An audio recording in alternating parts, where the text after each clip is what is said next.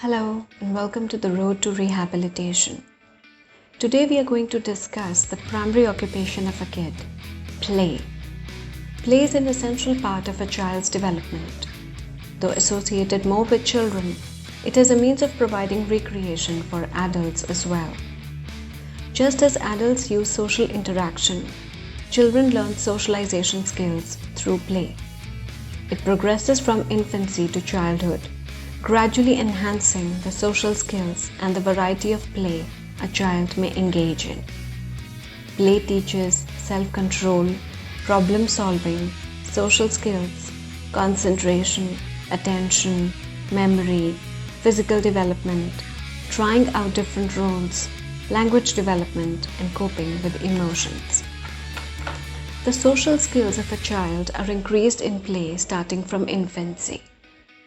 When an infant involves in hand movements and leg movements randomly, it is an unoccupied form of play because the infant does not aim at anything.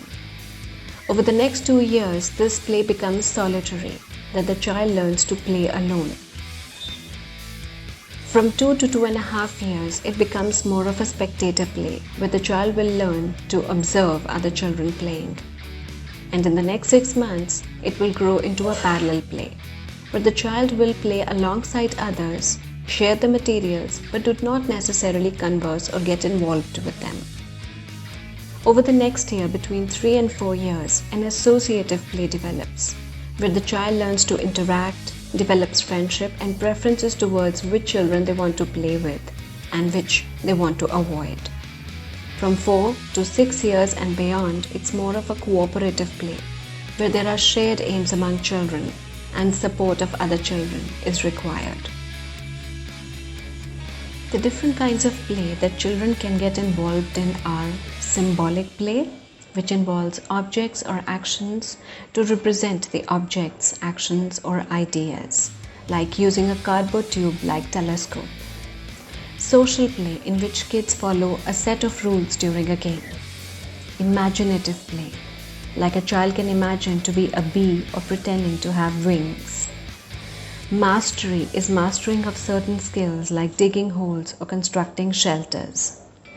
Rough and tumble play enhances the child's physical flexibility. Sociodramatic play is acting out experiences like playing house. Creative play is trying out new ideas, use of imagination. Communicative play is use of words and gestures like telling jokes, play acting. Exploratory play is a more basic form of play seen mostly in infants or very young children, in which they use the sense of smell, touch and taste to explore texture and function of things. Object play helps in hand-eye or hand-foot movements like using a paintbrush.